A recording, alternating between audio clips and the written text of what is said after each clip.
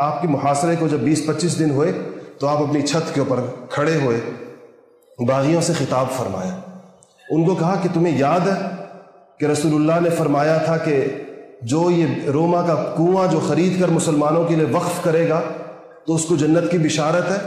تو سارے نیچے سے کہنے لگے ہمیں یاد ہے۔ پوچھا کس نے خرید کے وقف کیا؟ کہا آپ نے۔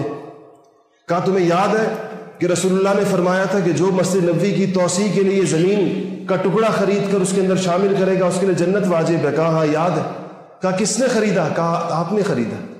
کہا کہ تمہیں یاد ہے کہ جیش العسرہ پہ رسول اللہ نے فرمایا کہ جو اس لشکر کو تیار کرے گا اور جو اس کے اندر پیسے لگائے گا اس کے لیے جنت کی بشارت ہے، اور مجھے جب میں نے یہ پورا کیا تو آپ نے فرمایا کہ آج کے بعد عثمان پر کوئی دوش نہیں۔ تو کہا ہمیں یاد ہے۔ تو کہا کہ کس نے کیا؟ کہا وہ آپ نے کیا۔ تو کہا کہ اللہ کے بندو تمہیں یہ بات یاد ہے کہ حضور صلی اللہ علیہ وسلم نے فرمایا کہ 3 وجوہات کے علاوہ مسلمان کی جان لینی جائز نہیں ہے۔ ایک یہ کہ وہ شادی شدہ ہو کر زنا کرے تو اس کے اوپر حد جاری ہوتی ہے، یعنی رجم ہوتا ہے اس کا۔ میں نے تو زمانہ جاہلیت میں بھی زنا نہیں کیا، میں تو جب مسلمان نہیں تھا تب بھی میں نے کبھی زنا نہیں کیا۔ اور رسول اللہ صلی اللہ علیہ وسلم نے فرمایا کہ اس آدمی مسلمان کی جان لی جائے گی جو مسلمان ہونے کے بعد دوبارہ کافر ہو جائے، یعنی مرتد کی سزا موت ہے۔ تو میں تو کلمہ پڑھتا ہوں لا الہ الا اللہ محمد الرسول اللہ، میں تو مرتد نہیں ہوا۔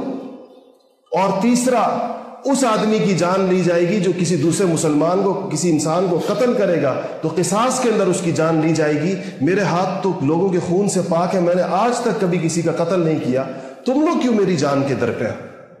کہتے ہیں کہ ایسا یہ خطبہ تھا اور ایسا کھڑے ہو کر اس عمر کے اندر 82 سال آپ کی عمر تھی، لیکن نیچے مکان کے نیچے کھڑے جو بدبخت تھے، جو باغی تھے، اس کے باوجود ان کا دل نہیں پسیجا، اس کے باوجود ان کا دل نرم نہیں ہوا اس بارے میں۔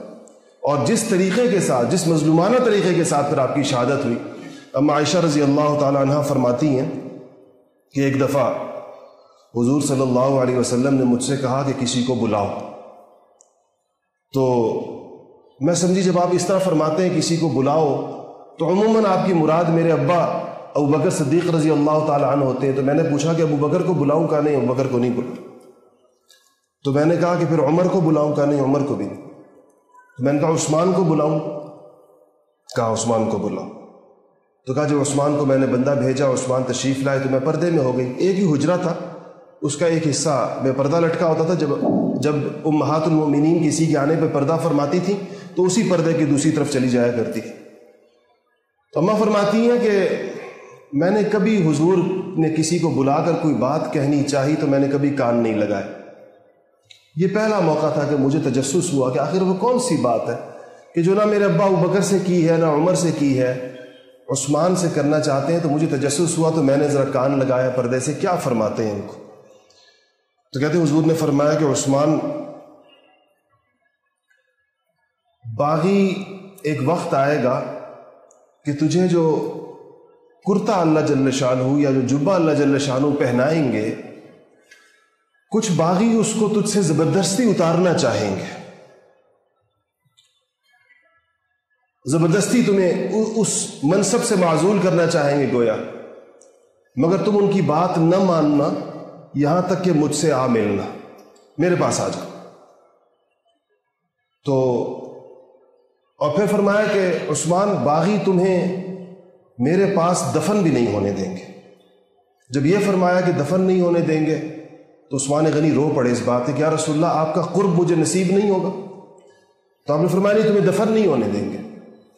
تو جب وہ رو پڑے تو حضور نے فرمایا لیکن دیکھو عثمان، تمہاری قبر اور میری قبر کے درمیان جتنی زمین ہوگی اس میں جو بھی دفن ہو جائے گا اللہ تعالیٰ اس کی مغفرت فرما دیں گے۔ یہ سن کر عثمان غنی خوش ہو گئے، اور ایسا ہی ہوا۔ آپ کی شہادت ہوئی تو باغیوں نے کہا کہ عثمان کا جنازہ نہیں اٹھانے دیں گے اور عثمان کو بقیع کے اندر دفن نہیں ہونے دیں گے۔ بعض روایات میں آتا ہے کہ 3 دن آپ کی لاش بے گور و کفن پڑی رہی۔ پھر ام حبیبہ، ام المؤمنین حضرت ام حبیبہ رضی اللہ تعالی عنہ اپنے گھر سے نکلی۔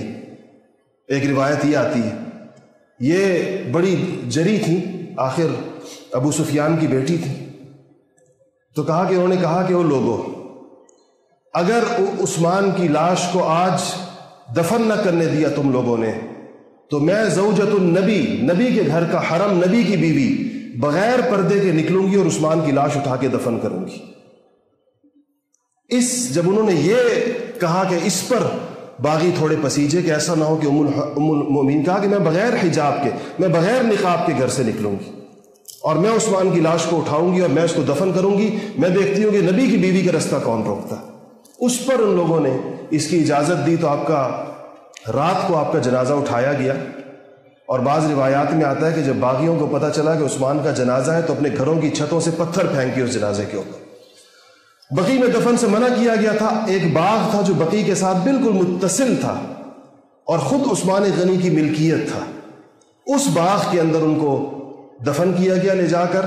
پھر جب سیدنا امیر معاویہ رضی اللہ تعالی عنہ مدینہ منورہ تشریف لائے تو آپ نے اس باغ اور جنت البقیع کے درمیان جو دیوار تھی اس کو ختم کر کے اس کو جنت البقیع کا حصہ بنایا۔ اور یہ اب آپ جب دیکھتے ہیں کہ عثمان غنی کی جو قبر ہے وہ حضرت حضور صلی اللہ علیہ وسلم کی رضائی والدہ کی قبر کے بالکل ساتھ ہے۔ اگر آپ دیکھیں تو وہ حلیمہ سعدیہ رضی اللہ تعالیٰ عنہ کی قبر کے ساتھ ہے۔ یہ بعد میں بقیع کی ایکسٹینشن ہے، اس زمانے کا بقیع یہ نہیں تھا جہاں سیدنا عثمان غنی کی واحد قبر ہے جو معلوم بھی ہے اور جہاں تک آپ پہنچ بھی سکتے ہیں، کھڑے ہو سکتے ہیں وہاں جا کے۔ باقی قبروں کے تو نشانات تقریباً مٹا دیے گئے ہیں۔ احاطہ معلوم ہے کہ اس احاطے میں فلاں فلاں ہے، یہ اہل بیت کا احاطہ ہے، یہ حضور کی پھوپھیوں کا احاطہ ہے، اور اس طرح باقی احاطے معلوم ہے، لیکن بالتعیین قبر جو معلوم ہے ان بڑے صحابہ کے اندر وہ سیدنا عثمان غنی رضی اللہ تعالی عنہ کی ہے۔